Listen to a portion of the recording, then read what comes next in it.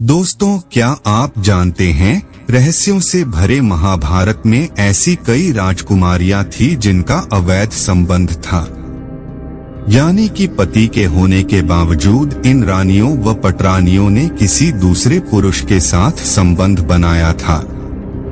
अब यहाँ दिलचस्प बात तो ये थी कि कौन थी ये रानियां, तो आपको बता देते हैं।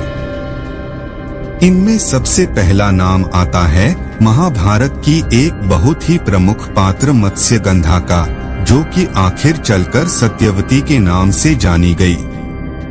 सत्यवती बचपन से ही बेहद खूबसूरत थी, जिस वजह से सत्यवती की खूबसूरती पर राजा शांतनु उन पर मोहित हो गए और उनसे विवाह कर लिया। विवाह के बाद सत्यवती और शांतनु के दो पुत्र हुए, विचित्रवीर्य और चित्रांगद।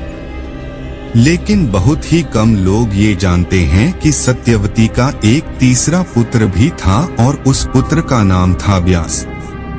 बता दें कि द्वापर युग में पराशर नाम के एक ऋषि यमुना पार करने के लिए नाव पर सवार हुए, लेकिन खुशकिस्मती से उस दिन मछुआरे धीवर की जगह उसकी पुत्री सत्यवती नाव चला रही थी। सत्यवती शुरुआत से ही देखने में बेहद आकर्षक लगती थी। ऋषि पराशर भी उनकी खूबसूरती को देखकर कायल हो गए और उनसे संबंध बनाने की इच्छा जताई। लेकिन सत्यवती इस बात से साफ इनकार कर देती है और कहती हैं कि विवाह के पहले संबंध बनाना धर्म के बिल्कुल खिलाफ है। पराशर ऋषि फिर भी नहीं माने और उससे बार बार प्यार करने का निवेदन करने लगे।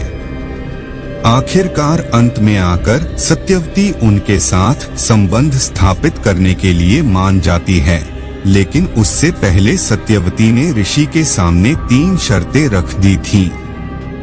पहली यह कि उन्हें ऐसा करता कोई ना देखे। ऐसे में तुरंत ही ऋषि पराशर ने उस जगह को एक सुनसान द्वीप में परिवर्तित कर दिया जहां पर कोई भी नहीं था। दूसरी शर्त ये थी कि उनका कुंवारापन कभी किसी भी हाल में भंग नहीं होना चाहिए, जिस पर ऋषि पराशर ने उन्हें वरदान दिया कि संतान के जन्म के बाद उनका कुंवारापन दोबारा पहले जैसा हो जाएगा। वहीं तीसरी इच्छा ये थी कि सत्यवती चाहती थी कि उनकी मछली जैसी दुर्गंध एक मनमोहक सुगंध में बदल जाए, जिसके बाद पराशर ऋषि ने अपनी शक्तियों से उस द्वीप के चारों ओर एक सुगंधित वातावरण बना दिया। सभी शर्तों को पूरा होने के बाद सत्यवती और ऋषि पराशर ने नाव में ही नजदीकियां बनाई, जिसके कुछ महीनों बाद सत्यवती को एक पुत्र की प्राप्ति हुई, जिसका नाम कृष्णद्वैपायन रखा गया, जो आगे चलकर महर्षि वेदव्यास के नाम से विख्यात हुआ।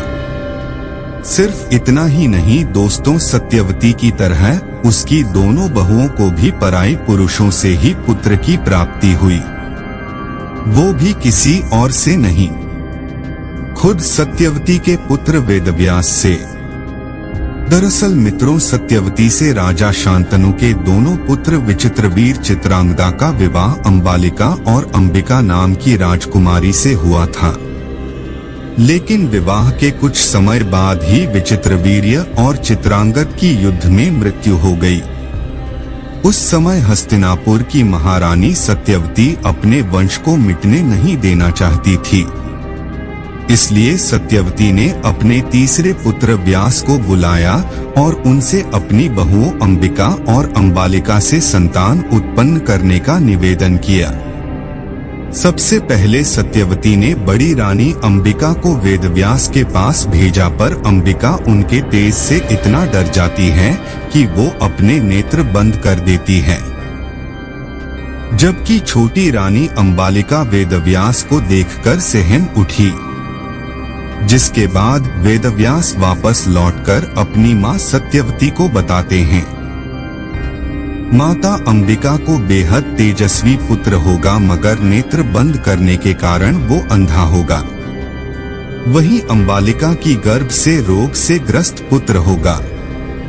ये सब सुनने के बाद माता सत्यवती ने बड़ी रानी अंबिका को दोबारा वेद व्यास के पास भेजा, लेकिन इस बार बड़ी रानी ने खुद न जाकर अपनी दासी को भेज दिया। दासी बिना किसी संकोच के व्यास के सामने से गुजरी, जिसके बाद व्यास ने अपनी माता सत्यवती को आकर बताया कि इस दासी के गर्भ से एक यजमान पुत्र का जन्म होगा, जिसका नाम विदुर रखा जाएगा। वहीं अंबिका से धृतराष्ट्र और अंबालिका से राजा पांडु का जन्म हुआ। अब बात करते हैं महाराजा पांडु की पत्नी कुंती की, जिन्हें लगभग हम में से सभी लोग जानते ही होंगे। लेकिन जब कुंती कुंवारी थी तब उनके यहाँ एक दुर्वासा ऋषि आए थे। कुंती ने दुर्वासा ऋषि की खूब सेवा की थी और उनकी सेवा से प्रसन्न होकर दुर्वासा ऋषि ने कुंती को एक पुत्र मंत्र दिया था और ये कहा था कि वो इस मंत्र की सहायता से जब चाहे किसी भी देवता का आह्वान करके उनके अंश की प्राप्ति कर सकती है। ऐसे में दुर्वासा ऋषि के जाने के बाद राजकुमारी कुंती ने एक दिन मंत्र को परखने के लिए सूर्य देव का स्मरण किया। जैसे महारथी कर्ण का जन्म हुआ, लेकिन तब राजकुमारी कुंती कुंवारी थीं, इसलिए उन्हें लोक लज्जा के डर से अपने ही पुत्र कर्ण को एक बक्से में रखकर उन्होंने नदी में बहा दिया। आगे चलकर कुंती की शादी महाराज पांडु से होती है। तब कुंती को ये पता चलता है कि एक ऋषि के श्राप के कारण उनके पति महाराज पांडु को संतान नहीं हो सकती, जिसके बाद कुंती ने महाराज पांडु की आज्ञा से दुर्वासा ऋषि द्वारा दिए गए मंत्र की सहायता से पवनदेव और इंद्रदेव से गर्भधारण किया, जिनसे उनके 3 पुत्र हुए, जो आगे चलकर युधिष्ठिर, भीम और अर्जुन कहलाए। राजा पांडु की एक और पत्नी थी माधुरी, जिन्होंने कुंती से मंत्र धारण करके अश्विनी कुमारों का आह्वान किया और उन्हें भी नकुल और सहदेव के रूप में पुत्र की प्राप्ति हुई। तो ये थी वो कथाएं जो शायद ही आपको मालूम हो। फिलहाल आज की वीडियो में इतना ही। अब हमें इजाजत दें और वीडियो को अंत तक देखने के लिए आपका बहुत बहुत शुक्रिया।